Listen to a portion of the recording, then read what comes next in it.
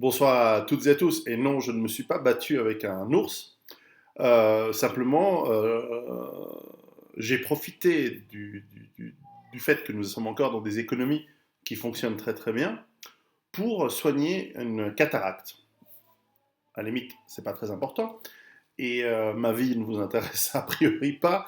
Mais la raison pour laquelle je voulais faire cette petite vidéo, c'était pour illustrer le fait que lorsque nous vivons dans un monde qui fonctionne bien, et c'est encore le cas dans la plupart des pays du monde où nous avons des systèmes de santé performants et efficaces. Eh bien, il faut profiter au maximum pour garder sa santé la plus élevée possible, bien sûr, mais surtout, parce que être en bonne santé, a priori, c'est pas finir dans un hôpital, mais surtout, c'est de travailler pour soigner tous les petits problèmes qui peuvent être lourds parfois, alors que nous le pouvons encore. Typiquement, je l'écrivais dans Survivre à l'effondrement économique, travailler les problèmes dentaires.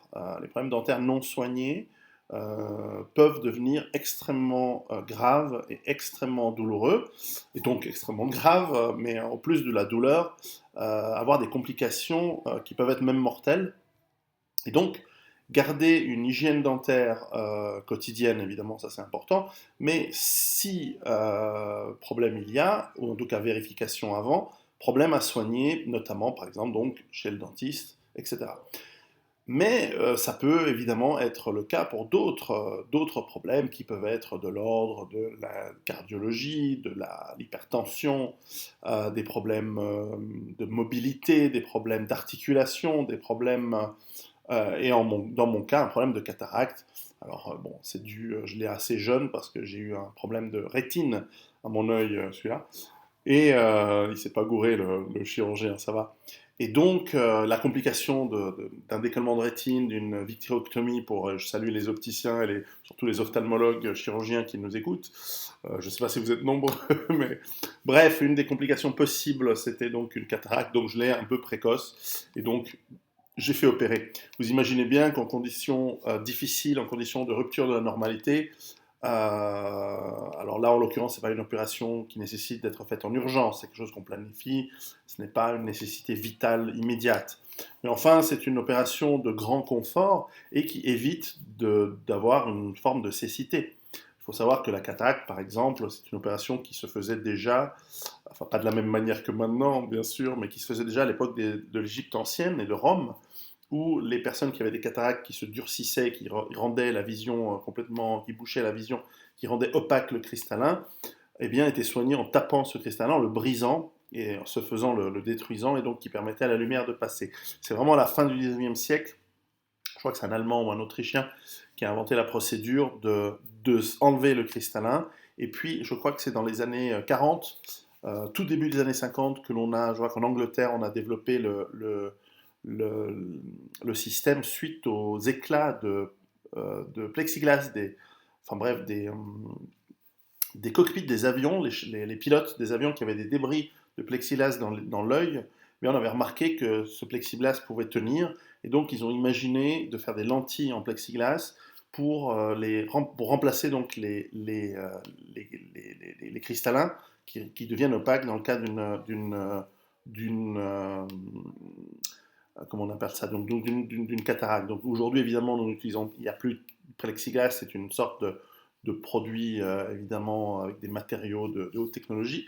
Donc tout ça, ça demande évidemment non seulement une présence de chirurgiens et de matériaux, enfin de matériel pour faire une opération chirurgicale, anesthésie, etc.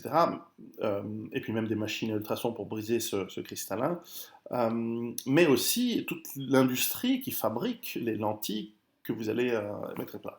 Ça, c'est un exemple qui illustre ce pourquoi, et ce que je conseille dans Survivre à l'effondrement économique, il est important, si vous avez des problèmes qui peuvent ensuite dégénérer dans quelque chose de lourd, je parlais des dents, là, clairement, si on ne soigne pas une cataracte, on perd la vue, on perd la transparence euh,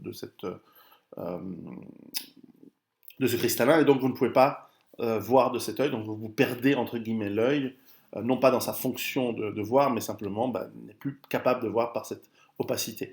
Donc ça peut être emmerdant, les yeux on en a besoin, on en a notamment besoin pour survivre, donc profitez, c'est vraiment un des conseils que je donne dans Survivre à l'effondrement économique, je pense qu'on le donne également dans Rue Barbare, profitez au maximum de vos moyens, de la capacité encore de l'État social et des assurances sociales et des assurances santé de rembourser une partie ou l'entièreté de ces opérations, de vous garder à jour et de soigner le plus rapidement possible, de ne pas traîner. Moi, on m'a dit, voilà, ton problème à l'œil va pouvoir être soigné. Ça fait 2 ans qu'on me dit, bon, ben voilà, il faudra soigner. Moi, je dis, bon, ben voilà, on va le faire quand ça devient, dès que ça devient embêtant. Donc là, ça devient embêtant, donc on a commencé. Mais j'aurais pu attendre encore 2 ans, encore 5 ans, encore 10 ans. Mais pourquoi attendre alors qu'on peut le résoudre de manière définitive aujourd'hui? Attention, ça ne veut pas dire que vous allez utiliser de la chirurgie lourde pour tous les cas possibles et imaginables. Je vous avoue d'ailleurs qu'avant avant de prendre la décision par rapport à cette opération de la cataracte, je me suis renseigné sur les manières naturelles de répondre à cette dégénérescence, à ce problème, par de la nutrition, par de la prise de vitamines, etc. Il semble qu'il y ait des cas de gens qui arrivent à résorber et à inverser le processus de cataracte, d'opacité du cristallin, par des moyens naturels. J'ai testé le truc, ça n'a pas marché, ça continue à le faire, donc je passe à la médecine moderne. La médecine traditionnelle est excellente et parfaite, mais elle a ses limites, tout comme la médecine moderne ne répond pas à tous les problèmes et certainement pas à la prévention. Donc, les deux médecines sont complémentaires et mon message, c'est de les utiliser au maximum, donc vous apprendre, renseignez-vous, et ensuite évidemment travailler sur le coup, et donc faites en sorte de répondre et de résoudre à à tous les problèmes que vous pouvez avoir dans votre physique, dans votre corps. Il y a des gens qui ont des problèmes, encore une fois, d'articulation qui peuvent nécessiter de la chirurgie.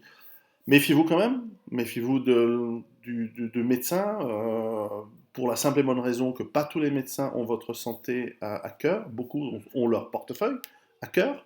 L'être humain, c'est l'être humain. Je pense que la majorité des médecins ont votre santé à cœur. Mais vous tombez aussi, et les exemples sont légion dans la presse lorsque vous vous renseignez, de médecins, de chirurgiens qui font beaucoup d'opérations pour toucher, pour se payer leur abonnement au golf et pour faire leur voyage et leur séminaire, et aussi pour toucher de la part des industries des médicaments, des outils lourds, des machines, des trucs de diagnostic, etc. etc. Donc l'économie, c'est complexe, mais enfin, à vous de faire l'effort. Et en tout cas, je vous encourage de vous soigner au mieux de ce qui est possible de la médecine traditionnelle, mais aussi de la médecine moderne, pour pouvoir être le plus performant le plus longtemps possible, et donc garder vos sens, garder votre mobilité, garder votre indépendance physique, de ne pas être dépendant des autres, et donc garder le maximum de votre santé le plus possible. Donc, moi, c'est fait en tout cas pour un œil. J'espère que j'aurai pas de cataracte, il n'y a pas de signe de cataracte de l'autre. Enfin bon, encore une fois, ma vie ne vous intéresse pas et c'est bien normal.